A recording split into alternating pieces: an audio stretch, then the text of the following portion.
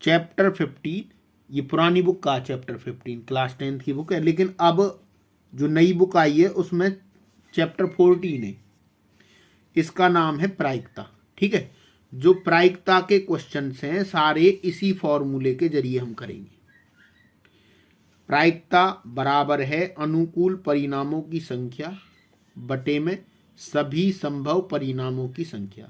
इस फॉर्मूले को हम बार बार यूज करेंगे हर क्वेश्चन में।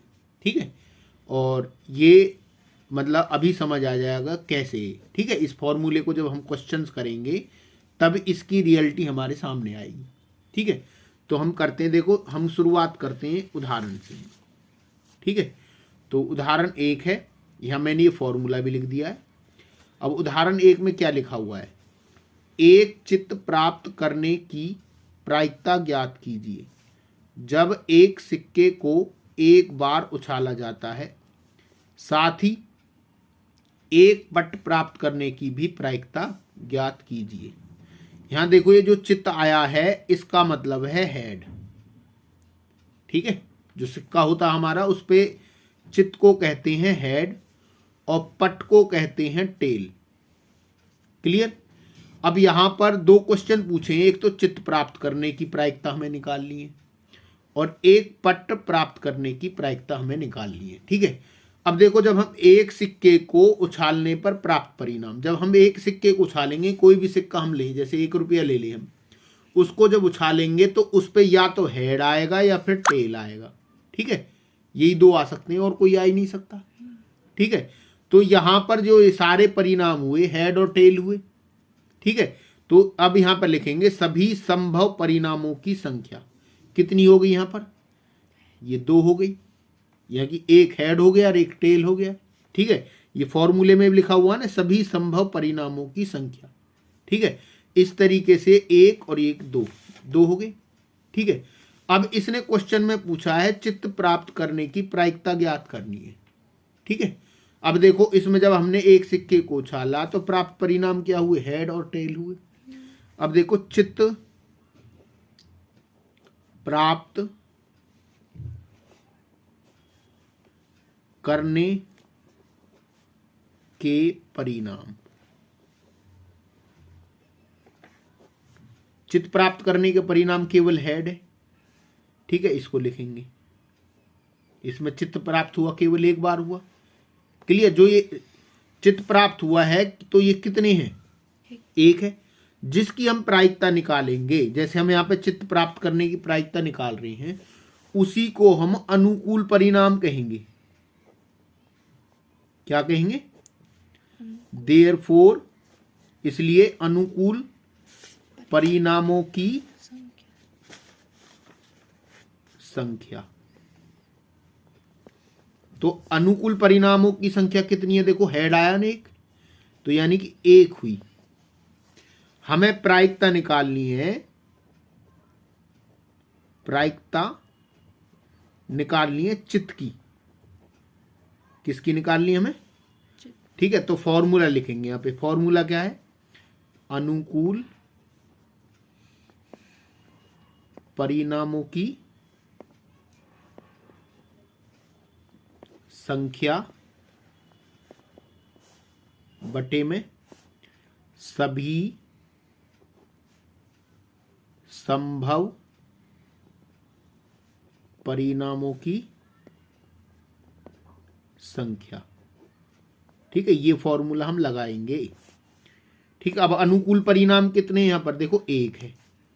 चित्त प्राप्त करने के अनुकूल परिणाम कितना है, 1 है, और बटे में सभी संभव परिणाम कितने हैं, यहां पर 2 है, तो ये 1/2 इसका आंसर आ जाएगा।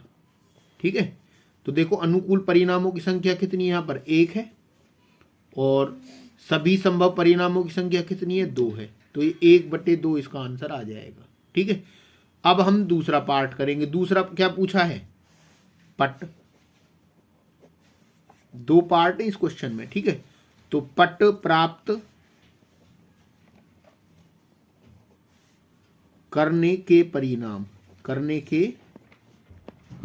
परिणाम, पट प्राप्त करने के परिणाम। ठीक है, तो पट प्राप्त करने के परिणाम कितने यहाँ पर, केवल टेल है। ठीक है, केवल एक बार टेल आया है, देखो हेड और टेल आया था तो एक बार टेल है, तो इसलिए अनुकूल परिणामों की संख्या तो कितनी होगी, देखो टेल एक बार है तो एक लिखेंगे हम। ठीक है, अब हमें तो यहां पट प्राप्त करने की प्रायिकता निकालनी है, तो यहां लिखेंगे प्रायिकता किसकी निकालनी है, हमें पट की। ठीक है, तो फॉर्मूला क्या है इसके लिए, फिर लिखेंगे अनुकूल परिणामों की संख्या, और बटे में क्या लिखेंगे हम, सभी संभव परिणामों की संख्या। ठीक है, अब देखो यहाँ अनुकूल परिणाम कितने हैं, यहाँ पर अनुकूल परिणाम यहाँ पर हैं, अनुकूल परिणाम 1 है और सभी संभव परिणाम कितने, 2 हैं। ठीक है, ऊपर हमने देखा था, तो ये इसका आंसर आ जाएगा।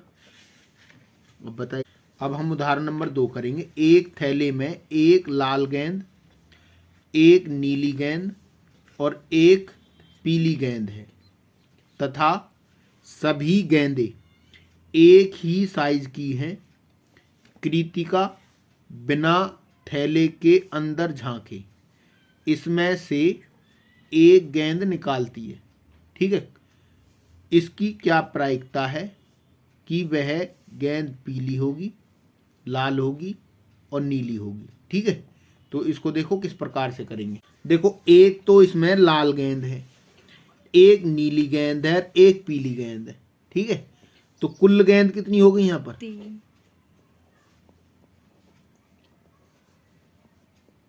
ठीक है, तो 3 हो गई। अब यहां पर जो एक कुल होता है ना हमेशा, ठीक है, जो टोटल होता है, जो कुल होगा, उसी को हम इसलिए क्या लिखेंगे, सभी संभव परिणामों की संख्या। जो कुल होता है उसी को हम सभी संभव परिणामों की संख्या कहते हैं। ये 3 हो गया। ठीक है, अब इसने देखो प्रायिकता किसकी पूछी, पहले पूछिए पीली होगी। पीली गेंद कितनी यहां पर, पीली गेंदों की संख्या वो कितनी है, केवल 1 है। तो इसी को हम क्या कहेंगे, जब इसलिए अनुकूल परिणामों की संख्या, तो ये कितनी हो जाएगी, 1। ठीक है, हमें प्रायिकता किसकी निकालनी है, पीली गेंद की। प्रायिकता किसकी निकालनी है, पीली गेंद की। ठीक है, फॉर्मूला क्या लगाएंगे हम यहां पर, देखो अनुकूल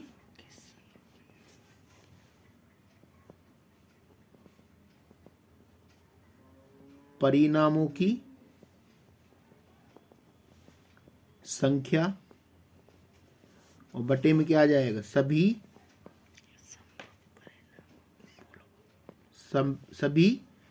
संभव परिणामों की संख्या।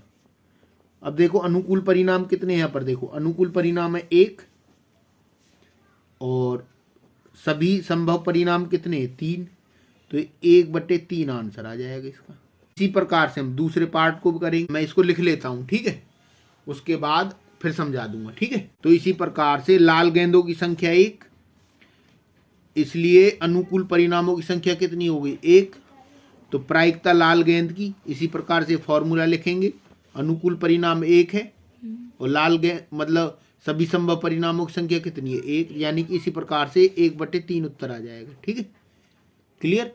अब एक पार्ट और है तीसरा इसका, तो थर्ड पार्ट को भी हम इसी प्रकार से करेंगे। थर्ड पार्ट में नीली गेंदों की संख्या की प्रायिकता पूछी है। ठीक है, तो नीली गेंदों की संख्या 1 है, अनुकूल परिणामों की संख्या कितनी हो गई, 1।